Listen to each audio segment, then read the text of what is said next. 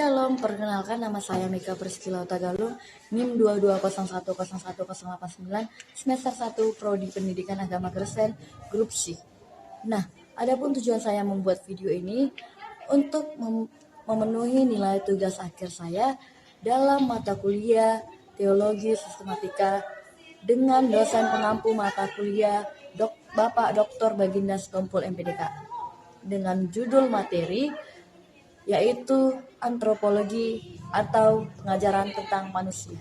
Antropologi berasal dari kata Yunani anthropos yang berarti manusia dan logos yang berarti kata atau pembicaraan.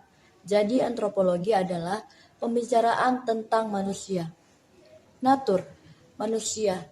Pada umumnya dikenal 3 teori pembagian natur manusia dalam teologi, yaitu trikotomi, dikotomi, dan monisme.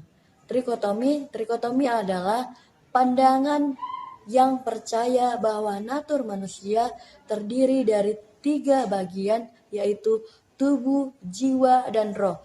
Menurut teori ini, ketika Allah menciptakan manusia, Allah memberikan 3 unsur utama di dalam diri manusia, yaitu tubuh, jiwa, dan roh.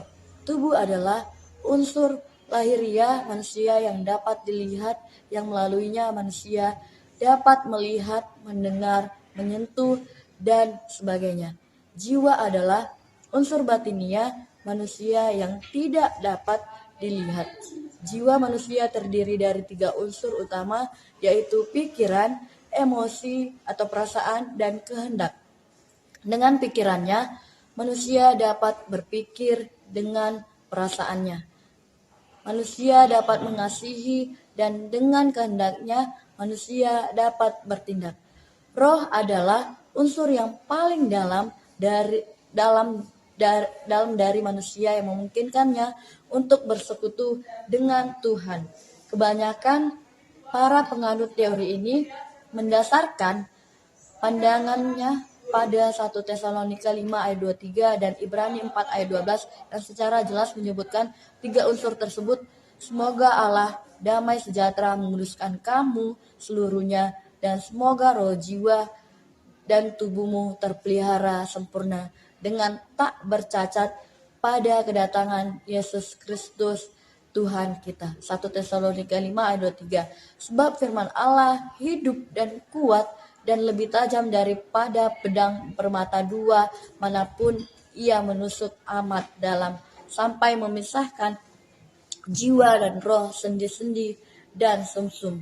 Ia sanggup membedakan pertimbangan dan pikiran hati kita. Ibrani 4 ayat 12. Dikotomi adalah pandangan yang percaya bahwa natur manusia hanya terdiri dari tubuh dan roh atau jiwa, termasuk di dalamnya 2 unsur yang berbeda atau dualitas. Namun bukan 2 bagian yang dipisahkan atau dualisme. Kebanyakan para penganut teori ini mendasarkan pandangannya pada argumentasi berikut ini.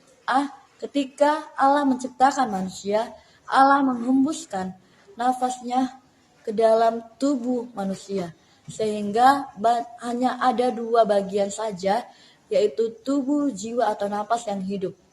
Kejadian 2 ayat 7. B. Para penganut dikotomi memandang istilah jiwa dan roh di dalam Alkitab bukan sebagai 2 substansi yang berbeda, tetapi merupakan istilah yang sering dipakai secara bergantian atau bisa dipertukarkan oleh penulis Alkitab. Misalnya dalam Matius 6 ayat 25, Matius 10 ayat 28, manusia disebut dengan istilah tubuh dan jiwa. Dan Pengkhotbah 12 ayat 7, 1 Korintus 5 ayat 35, manusia disebut dengan istilah tubuh dan roh. Contoh lainnya adalah Kejadian 41 ayat 8, Mazmur 42 ayat 6. C. Penyebutan jiwa dan roh secara bersamaan seperti dalam 1 Tesalonika 5 ayat 23 dan Ibrani 4 ayat 12 tidak harus ditafsirkan sebagai adanya 2 substansi yang berbeda. Sebab jika ditafsirkan demikian, maka manusia tidak hanya dibagi dalam 3 substansi saja, melainkan lebih. Misalnya dalam Matius 22 ayat 37 menyebutkan secara bersamaan hati, jiwa, dan akal budi atau pikiran. D. Pada umumnya kesadaran manusia hanya menunjukkan adanya dua bagian dalam diri manusia, yaitu unsur yang badania yang dapat dilihat dan unsur rohania yang tidak dapat dilihat. Pada waktu manusia mati, maka badan atau tubuhnya kembali ke tanah, sedangkan jiwa dan rohnya kembali kepada Allah. Penting dipahami juga apa yang diajarkan oleh Plato, karena Plato juga menganut paham dualisme natur manusia, tetapi sesungguhnya mempunyai perbedaan dengan pengajaran Alkitab. Menurut Plato, ada dua hal yang utama dalam diri manusia, yaitu jiwa dan tubuh. Keduanya merupakan kenyataan yang harus dibedakan dan dipisahkan. Jiwa berada sendiri dan dipisahkan. Jiwa berada sendiri. Jiwa adalah sesuatu yang adikodrati, yang berasal dari dunia ide dan oleh karenanya bersifat kekal, tidak dapat mati. Plato juga mengajarkan teori praeksistensialisme dan transmigrasi jiwa. Teori praeksistensi beranggapan bahwa jiwa-jiwa manusia ada dalam keadaan yang sudah lebih dahulu terbentuk dan keadaan jiwa-jiwa itu dalam keadaan tersebut mempengaruhi keadaan jiwa tersebut pada saat yang kemudian. Hinduisme juga mengajarkan tentang hal ini, di mana reinkarnasi merupakan sarana proses membuang dosa sehingga hukuman berlaku. Dari ajarannya dapat dilihat bahwa sebenarnya Plato menganut dikotomis dalam pandangannya tentang elemen natur manusia. Pandangan ini pada dasarnya sama dengan alat dikotomis tersebut. Jiwa secara jiwa dan tubuh berupa kenyataan yang terkekang. Jiwa dipenjarakan di dalam tubuh, karena itu jiwa perlu dilepaskan dengan mendapatkan pengetahuan tentang ide. Sedangkan Alkitab menjelaskan manusia memiliki dua elemen dalam dirinya, namun tetap menekankan kesatuan organis di dalam diri manusia. Dari kisah penciptaan jelas bahwa manusia memang memiliki dua elemen yang bersatu. Dalam Kejadian 2 ayat 7 dikatakan, ketika itulah Tuhan Allah membentuk manusia itu dari debu tanah dan mengembuskan nafas hidup ke dalam hidungnya. Demikianlah manusia itu menjadi makhluk yang hidup. Ayat ini menunjukkan bahwa ketika Allah membentuk tubuh oleh rohnya, pada saat itu juga manusia menjadi makhluk yang hidup. Kalimat dalam ayat tersebut tidak menunjukkan urutan penciptaan. Tubuh dahulu baru jiwa, akan tetapi baik tubuh maupun jiwa dimiliki oleh manusia secara bersamaan. Pada dasarnya sama dengan pandangan Alkitab. Akan tetapi kesalahan teori Plato adalah caranya melihat dikotomis tersebut. Plato melihat tubuh dan jiwa secara dualistik. Jiwa dan tubuh berupa kenyataan yang terpisahkan. Jiwa dipenjarakan di dalam tubuh. Oleh karena itu, jiwa perlu dilepaskan dengan mendapatkan pengetahuan tentang ide. Sedangkan Alkitab menjelaskan manusia memiliki dua elemen dalam dirinya, namun tetap menekankan kesatuan organis di dalam diri manusia. Dari kisah penciptaan jelas bahwa manusia memang memiliki dua elemen yang bersatu. Dalam Kejadian 2 ayat 7 dikatakan, Ketika itulah Tuhan Allah membentuk manusia itu dari debu, tanah, dan menghembuskan nafas hidup ke dalam hidungnya. Demikianlah manusia itu menjadi makhluk yang hidup. Ayat ini menunjukkan bahwa ketika membentuk tubuh oleh rohnya, pada saat itu juga manusia menjadi makhluk yang hidup. Kalimat dalam ayat tersebut tidak menunjukkan urutan penciptaan tubuh dahulu baru jiwa. Akan tetapi, baik tubuh maupun jiwa dimiliki oleh manusia secara bersamaan ketika penciptaan. Berdasarkan pandangan Alkitab di atas, berarti bahwa tubuh dan jiwa merupakan elemen dari manusia yang menyusun keseluruhan diri manusia. Oleh karena itu, segala tindakan manusia harus dilihat sebagai tindakan dari keseluruhan diri manusia. Yang berdosa adalah manusianya, bukan jiwanya. Yang mati adalah manusianya, bukan tubuhnya. Dan juga bukan hanya jiwa saja, tetapi manusia itu baik tubuh maupun jiwanya yang ditebus di dalam Kristus.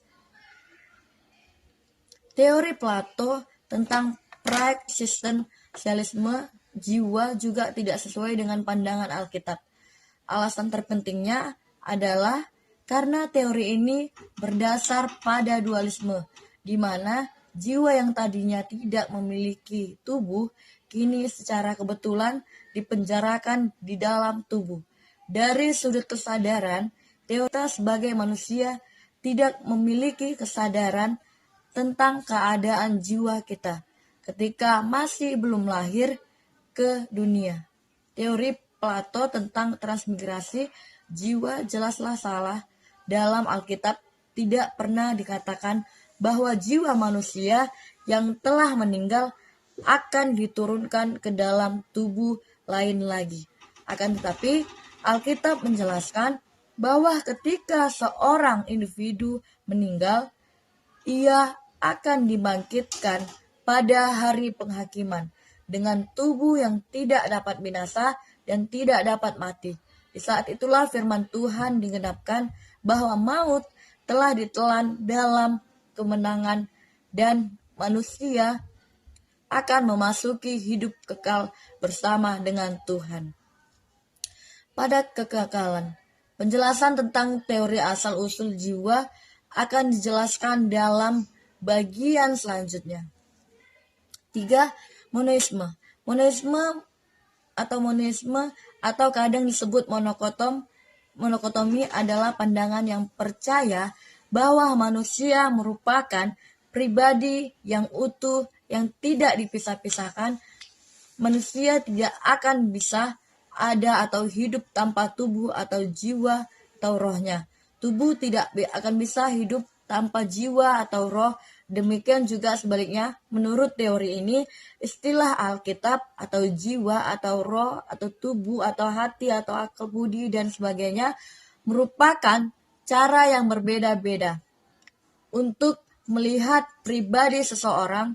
Keberadaan manusia dalam satu kesatuan yang utuh adalah keadaan manusia yang ideal. Itu sebabnya sesudah kematian, Alkitab mengatakan bahwa untuk sementara manusia akan berpisah dengan tubuh. Namun pada kedatangan Tuhan Yesus yang kedua, manusia yang diselamatkan akan menerima kebangkitan tubuh yang mulia. Filipi 3 ayat 21, istilah roh dan jiwa ada beberapa kata yang perlu diperhatikan dalam bahasa Ibrani dan Yunani. A. Roh, Ibrani ruach, Yunani pneuma. B. Jiwa, Ibrani nefesi, Yunani pesuki. C. Tubuh, Yunani soma. D. Daging, Ibrani basar, Yunani sats.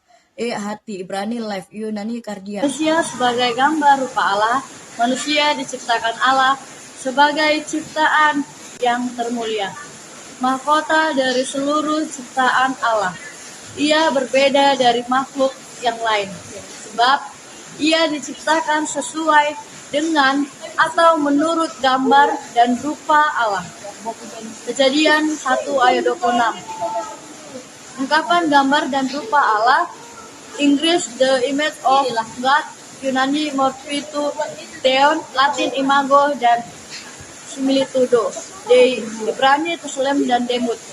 Ini muncul 3 kali dalam perjanjian lama, yaitu dalam Kejadian 1 ayat 26 sampai 27, Kejadian 5 ayat 1 sampai 3. Pemahaman teologi tentang gambar Allah agak kompleks karena banyak pandangan baru yang didukung oleh teolog-teolog abad ke-20, yaitu pandangan-pandangan yang berusaha menolak pandangan ortodoks yang dianut selama berabad-abad oleh para pemikiran Kristen. Belajar teologi sistematika dengan mudah. 1. Gambar dan rupa Allah.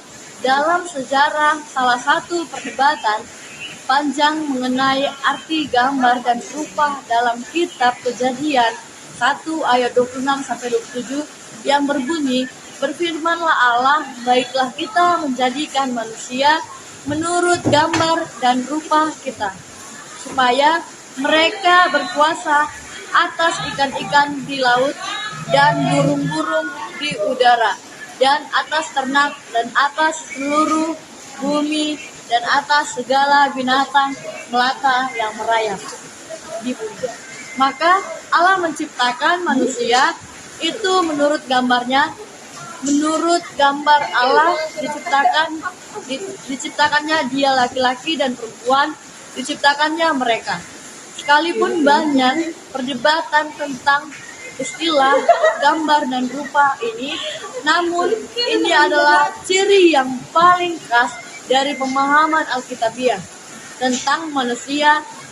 Pertanyaan-pertanyaan yang muncul di dalam perdebatan ini adalah dalam kapasitas dan batasan apa manusia diciptakan menurut gambar dan rupa Allah. Apakah istilah gambar berbeda dengan rupa yang diciptakan menurut gambar dan rupa Allah ini bisa hilang ketika manusia jatuh ke dalam dosa?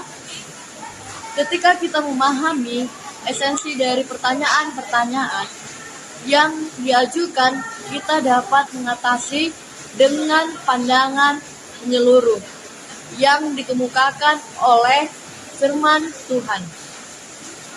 Dalam sejarah mengenai pandangan gambar dan rupa Allah, para bapak gereja memiliki pendapat yang beragam tentang pengertian gambar dan rupa Allah dalam diri manusia. Irenaeus dan Tertullianus membedakan keduanya dengan mengatakan bahwa gambar merujuk pada tubuh manusia, sedangkan rupa merujuk pada natur spiritual manusia.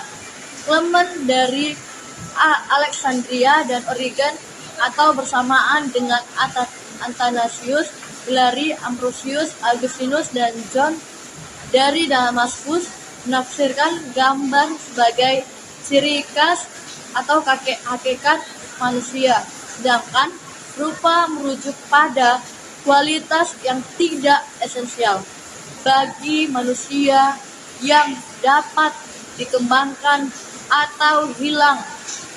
Agustinus menganggap akal dan kehendak bebas sebagai gambar Allah di dalam diri manusia yang membedakannya dari binatang-binatang.